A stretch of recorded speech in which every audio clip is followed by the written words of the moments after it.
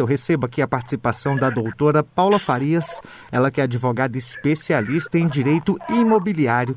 Doutora Paula, muito obrigado pela sua participação aqui na Rádio Justiça. Eu que agradeço, Pedro, o convite.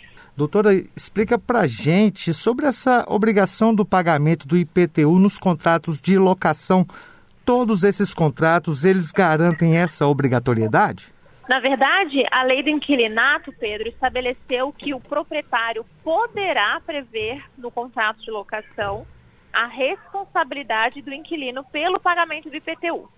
Então, é muito importante que, para que se cobre esse valor do inquilino, do locatário, seja previsto em contrato. Então, não são todos, desde que estejam previstos em contrato, poderá ser cobrado. E como que funciona, então, para o inquilino que está procurando ali um imóvel? Como que ele faz para ter a ciência de que essa cláusula está constando, se ele vai ser o responsável pelo pagamento ou se essa taxa já está embutida ali no valor do aluguel? Legal, vamos lá. É muito importante que no momento de se conhecer o imóvel, de fazer a negociação, seja diretamente com o proprietário ou por intermédio de uma imobiliária, o inquilino tenha acesso a todas as despesas que ele vai vir a pagar. Porque a gente está falando de IPTU, mas pode ter condomínio, pode ter taxa de incêndio, então tudo isso influencia naquele valor mensal a ser pago por aquele imóvel, tá? Pode ser sim que o proprietário estabeleça já um valor fixo, já incluindo o valor do IPTU na mensalidade, como pode ser que o inquilino receba esse carnê no próprio endereço e fique responsável por esse pagamento. É muito importante, como você colocou, que o inquilino tenha ciência de como vai se dar esse pagamento e como vai se dar essa cobrança. E tudo isso tem que ser negociado com o proprietário imobiliária e muito bem escrito, de forma muito explícita no contrato, para que não tenha dúvida, nem entre o locador, nem entre o locatário. Uma vez constando ali no contrato, doutora Paula Farias, e o locatário dando anuências sobre esse tipo de cobrança, ele também não tem argumento posteriormente para se eximir de tal pagamento. Ele concordou, fica responsável então pelo pagamento do IPTU. Perfeito, exatamente, Pedro. Até porque, assim, se a gente está falando da lei do inquilinato, que possibilita essa cobrança do inquilino. Se a gente for para as decisões judiciais, os tribunais de todo o Brasil, eles são no mesmo sentido. Quem tem que pagar ou quem é responsável pelo pagamento do IPTU é quem tem a posse do imóvel.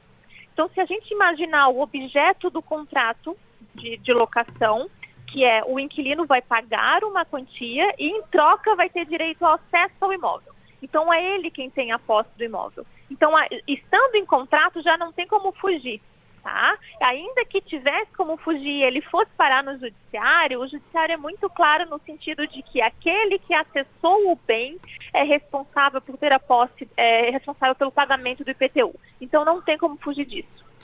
Doutora Paula, e comparando com outros tipos de relação de consumo, o consumidor, então, ele pode barganhar junto ao proprietário o não pagamento da taxa, ele pode negociar os pontos que vai ficar comprometido a pagar? Vamos lá.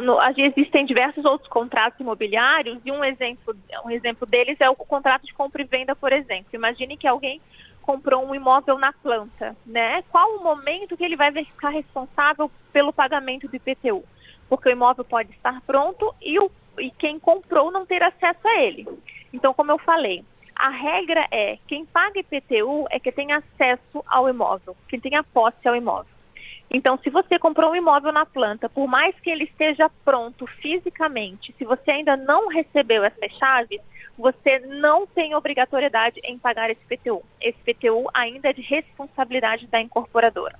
Nesse caso, não tem necessidade de explicitar isso em contrato, tá? É lógico que a incorporadora, eventualmente, se colocar que a responsabilidade é do comprador, existe aí uma má-fé, tá?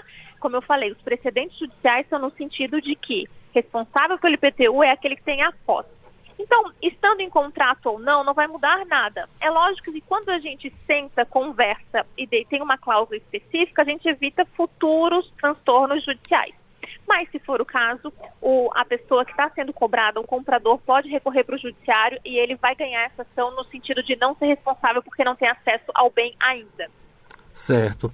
E só para concluir, doutora Paula Farias, a senhora bem colocou essa interpretação perante os tribunais, mas hoje a gente pode dizer que já é uma jurisprudência sobre o tema?